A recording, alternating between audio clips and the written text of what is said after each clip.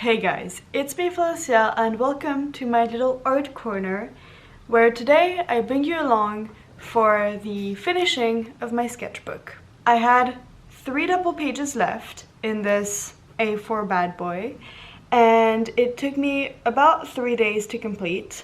As I'm talking to you guys, I have finished it like 3 minutes ago.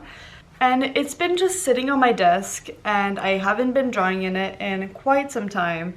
So I was like, you know what, I just want to be over with it. So let's finish it. So let's just hop onto the video. Hi, so this is now voiceover Feliciel taking over. And I thought I'd chat a little bit about how and what I'm drawing and why. So we're starting off with a little portrait drawing of this bald woman with a really cool blazer. I wanted to start off with stuff that I'm comfortable with because I haven't drawn in my sketchbook in quite some time. Since in October there was Inktober, so I wasn't drawing in my sketchbook. And before that I was doing a lot of like tattoo flash designs in digital and in black and white. So it has really been quite some time. I actually even started this like sketchbook in December 2020, so it's been a long time that it's been there. And then I just color in the main lines with a Posca pen because I wanted it to stand out a little bit more, because it did seem a little bit dull with just like a standard 4H pencil. So then the next portrait I'm drawing is heavily inspired and referenced by a drawing I saw from Louie, because I realized that I really don't do that many like different hairstyles, and I thought that that one looked super cool and like how you can stylize dreadlocks.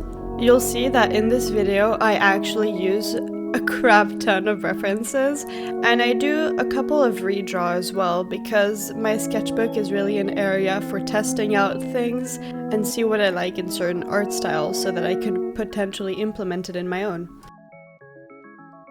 Moving on to the next drawing, which is actually a study off of this little photo that you see, that is originally from some random magazine that I received of my city, which I really enjoy flipping through and cutting out the images that I find interesting so that I could keep them, and when I'm feeling pretty uninspired I can just pick one up and either just tape it in and redraw it, or like get inspired by it or do something fun with it.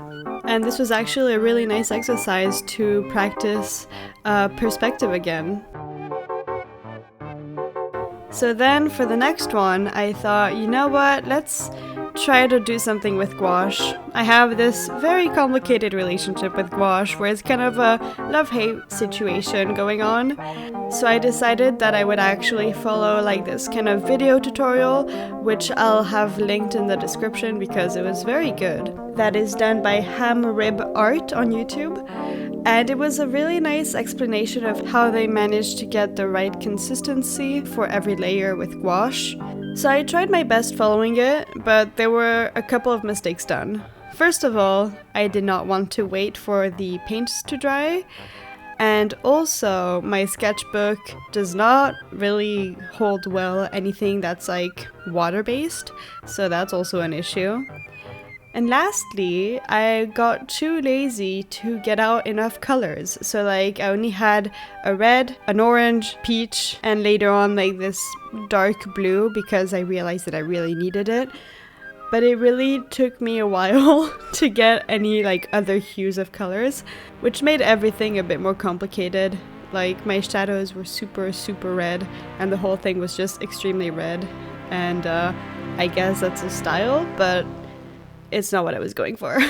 But it was very fun, and honestly, I am pretty proud of it. I really want to try gouache with like better paper and with a better intention with it, because I think that it could be really fun, that I could like doing it.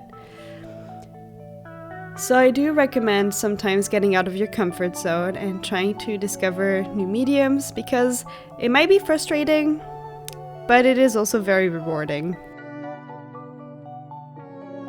So at this stage I was like, oh god, this looks so freaking weird. So I let it dry and I was like, you know what, whatever, I'm just gonna go in with my Micron pens just to add a line art to it, and I loved it in the end. I really wasn't planning on adding some inking with this because you don't usually have gouache with line art, but I thought that it ended up being really cool. So then I started to think, what could I do for the next page?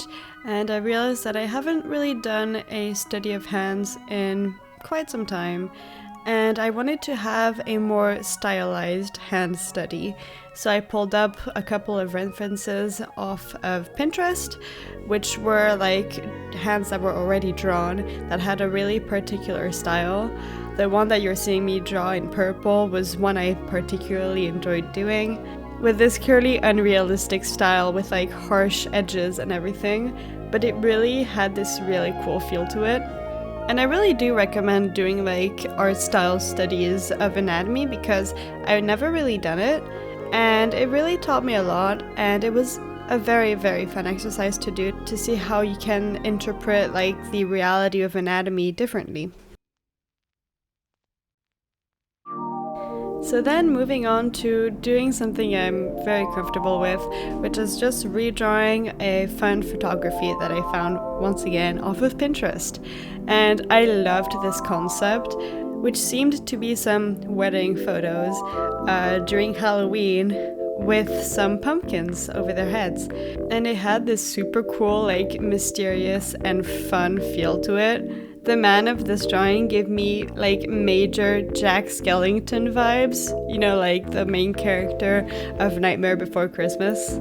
So for the process of this, I started off with my 4H pencil to have broad outlines of where things should be, and I just defined a little bit more some of the things to then go in with my mechanical pencil, which has a much darker nib to it, which I'm guessing is because it's a lot thicker. And I'm a sucker for contrast, so I really like having dark sketches, and also because otherwise you can barely see it on the camera. And so I really try my best to get those nice crisp lines and not try to wobble too much, and really try to have a nice steady hand for this. I also add a couple of details as I go because it makes it a little bit more interesting since it is a fairly simplistic drawing. And yeah, that's how you have a cool sketch. So then I, once again, you're getting the gist of it, saw this really fun drawing on Pinterest of two cats that were on the corner of pages, and I really liked the effect of how it looked leaning on a surface.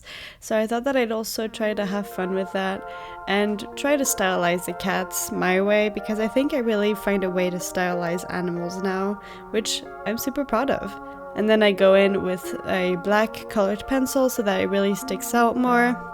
And I have Ricotta saying hi because of course I'm drawing cats, she gets jealous. So I'm not a huge fan of the next one, but I guess it proves that, a sketchbook doesn't have to be always amazing drawings. And I drew it twice, and to be honest, I could also be redrawing it as I'm talking to you guys right now because I really don't like it. But a sketchbook doesn't have to be perfect. It's a place for practice and trying to try things out, and it's a safe space, and you shouldn't feel too pressured for a drawing. So here's what happened. I really wanted to draw this very expressive expression. Yes, I use smart words. And it was this girl that had this really angry look with her eyes having a weird orientation and her mouth wide open. Except that having her mouth open looks super weird. And then as I was coloring it in with the colored pencil, I realized that her forehead was huge and that her hair looked weirdly puffy out of place, in the back, and it was you know what, whatever, it's fine. Let's not get too butthurt over it. And let's just move on. And the drawing that you're seeing right now is, as always, a portrait. And I really wanted to try and see if I could really push a style for this. There wasn't too much thinking for it. And then I thought, let's just decorate the page with some fun stuff with the Posca pen. Then, this is actually really fun, I wanted to design a kind of like round sticker thing because I always get told that I'm an amazing drawer, which means nothing. You're a good artist, you draw well, but you can't be a drawer, because that just doesn't mean anything. And I thought that that was a really fun concept, and I think I'm going to digitalize it and see how I can push it further.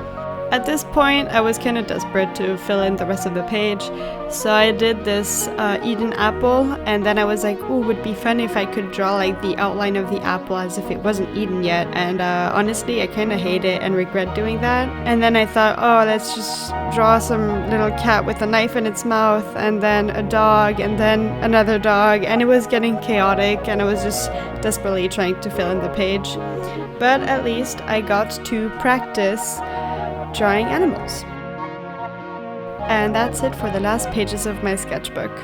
So logically, be prepared to see a sketchbook tour soon, and I hope you liked seeing me draw. Also, I hope you enjoy my cat mustelid sweater. I'm loving it so much. And that's about it for this video. I hope that you enjoyed it. You can like it if you like. You can also subscribe to my channel because I make more art-related content. And comment down below what like size and brand you prefer for sketchbooks, because I'm gonna need a new one. And yeah, that's about all that I have to say. See you next time. Tschüss!